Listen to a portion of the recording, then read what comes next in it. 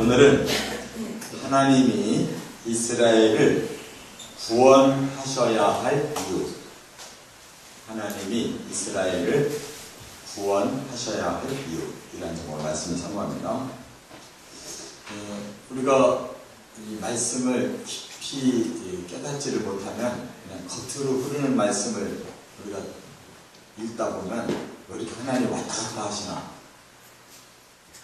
하나님 종잡을 수가 없다, 이렇게 느낄 수가 있어요. 왜냐하면 바로 앞에 42장에서는 뭐라고 그랬어요?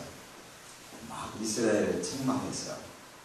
뭐라고 책망했냐면 너희들은 귀머거리다, 너희들은 맹인이다, 막 이렇게 혼을 내시면서 내가 너희에게 율법을 준 이유가 뭐냐, 그 율법을 모든 사람에게 전하라고 줬더니 너희들은 그걸 너희들 자신도 지키지 못하고 너희 자신부터 불순종하기 때문에 도대체 쓸 수가 없다.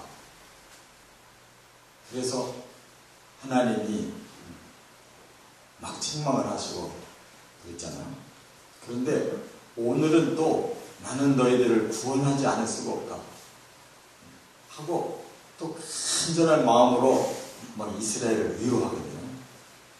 어느 게 본심일까요? 오늘 말씀이 본심이에요. 어제는 화가 나서 왜 이렇게 너희들은 미련하고 둔하고 내가 너희들을 귀하게 쓰려고 그러는데 왜 이렇게 사명을 깨닫지를 못하고 엉뚱한 짓 하냐. 우리가 부모가 자식 키우면서 하듯이 하나님도 똑같아요. 그만 막 한쪽에 애증이 쌓여있어요. 한쪽으로 미워 죽겠는 말 안 들어서. 그러나 여전히 본심은 너무너무 이스라엘을 사랑하고 있어요. 그래서 구원하시지 않을 수가 없다는 이 세 가지로 오늘 본문에 본심을 밝히시는데, 첫째가 1절과 2절에 보면 창조자이시기 때문이다.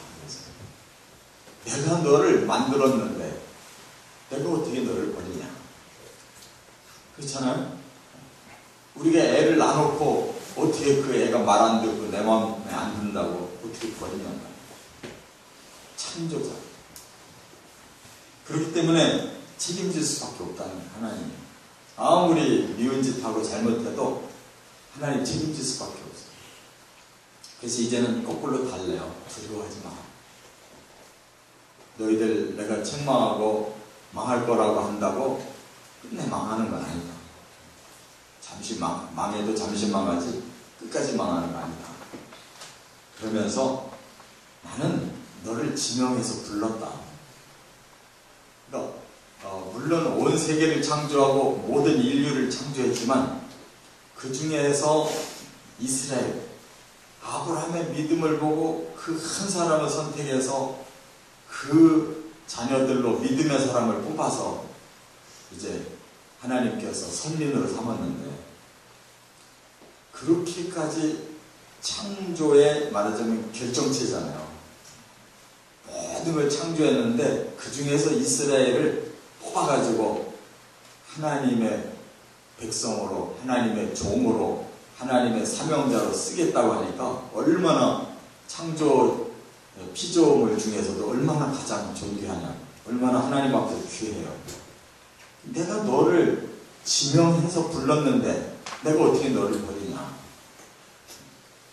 그 정도로 하나님은 이스라엘에 대해서 책임감을 가지고 계십니다. 안 버린다는 거예요. 그렇기 때문에 너는 내 것이라 그랬어요. 내가 너를 지명하여 불렀나니 너는 내 것이라. 하나님 같은 이런 책임감이 있어야지. 사람들도 뭐 좋을 때는 그냥 끌어안고 좀 입다 그러면 그냥 도망가고 버리고, 이게 사람이잖아요. 하나님 그런 법 없어요. 아무리 미워도 기본은 지키시는, 결코 버리지 않고 떠나지 않고, 내가 너를 창조하고 내가 그 중에서도 너를 지명해서 내가 너를 불렀는데 내가 어떻게 너를 버리냐. 반드시 책임진다. 무서워도 두려워하지 마라. 물에서도 불에서도 내가 함께한다. 가장 무서운 재앙이 물이고 불이에요. 지금 이 우리나라뿐만 아니라 온 세계가 뭐에 재앙을 당해요? 물 때문에 재앙당하고 불 때문에 재앙당하잖아요. 근데 그 속에 내가 너와 함께 있다고 했어요. 그래서 해치지 못한다. 불도 물도 너희를 해치지 못한다. 이렇게 하나님이 창조자 아버지로 불러낸 그런 책임자로서 끝까지 하나님 지켜주신대요. 이처럼 새 이스라엘이 된 우리 성도들 똑같은 언약이 주어질 믿습니다. 두 번째는 3절과 4절에 보면 좀 더 노골적인 표현을 하셨어요. 사랑하시기 때문이다. 사랑하시기 때문에. 여기 보면 여기 4절부터 먼저 하면 이렇게 말씀하세요. 네가 내 눈에 보배롭고 존귀하며 내가 너를 사랑하였은즉. 그래서 하나님 눈에 눈꺼풀이 쓰여져가지고 이스라엘을 그렇게 보배롭게 생각하고 그렇게 사랑한다는 거예요. 한 번 사랑했으면 결국 책임지지 쉽지 않고 버리지 않는다. 여기 말씀합니다. 이 정도 돼야지. 내가 너를 내 눈에 보기에는 보배롭게 보이고 존귀하게 보인다. 내가 너를 사랑하였은즉. 이 하였은즉이라는 건 과거형이에요. 과거에 사랑이 있는데 지금도 그 사랑을 내가 지킨다. 그런 뜻이에요. 그렇기 때문에 하나님이 구원하지 않을 수가 없다는 거예요. 사랑하는 자가 지금 죽게 생겼는데 불에 타고 있고 물에 빠져서 죽어가는데 내가 어떻게 그 사랑하는 자를 그냥 놔둘 수가 있냐. 이런 말씀입니다. 그래서 그 하나님의 구원 방법을 여기 말씀했는데 나는 거룩한 자다. 거룩의 반대는 죄예요. 그럼 이스라엘은 어디에 빠져 있느냐? 죄에 빠져 있고 죄의 물속에 빠져 있고 죄의 불 속에 빠져 있는 거예요. 그러니까 거룩하신 자만 그 죄를 해결해 주실 수 있다는 거예요. 그 물속에 들어와서 불 속에 들어와서 그 죄를 죄에서 건져내겠다는 거예요. 이게 하나님의 구원인 줄 믿습니다. 그 누구도 죄에 빠진 자를 구원할 수가 없어요. 그를 대신 희생해야 되는데 대신 물속에 빠져 죽고 건져주고 불속에 타 죽고 건져줘야 이 죄로부터 구원이 이루어지는데 하나님이 사랑하기 때문에 대신이라도 하겠다는 거예요. 그게 구속이라는 거예요. 구속. 대가를 지불하고 건져냈다 이거예요. 그래서 하나님이 그렇게 말씀하잖아요. 내가 너를 건져내기 위해서 네 대신 다른 속량물 애국과 구스와 수발을 내가 대신 줄 거다. 이런 말씀하셨어요. 근데 사실 이 나라로 보면요. 이스라엘이 요만하고 애국은 이렇게 크고 구스도 이렇게 강하고 스바도 이렇게 강하던 나라인데 내가 그것들을 다 대성물로 줄지라도 너희를 건져내고 말겠다. 어떤 대가를 치르더라도 너희들은 내가 구원한다. 사랑하기 때문에. 이런 말씀입니다. 그래서 결국은 독생자를 대신 제물로 내주신 거예요. 뭐 다른 나라 가지고 안 되니까 그 죄를 대신 속하기 위해서 하나님의 독생자를 제물로 내주어서 구원한 줄 믿습니다. 세 번째, 5절부터 7절까지는 사명을 주셨기 때문에 그 사명을 감당할 수 있게 끝까지 책임지고 구원하고 들어서 쓰시겠다는 거예요. 여기 끝절 7절부터 먼저 보면 뭐라고 그랬어요? 내 이름으로 불려지는 모든 자 곧 내가 내 영광을 위하여 창조한 자를 오게 하라.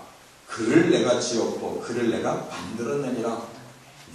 하나님이 쓰시려고 하나님을 위해서 만들었고 지었고 그렇게 사명을 부여했는데 사명을 감당하지 못한다고 버리진 않는다.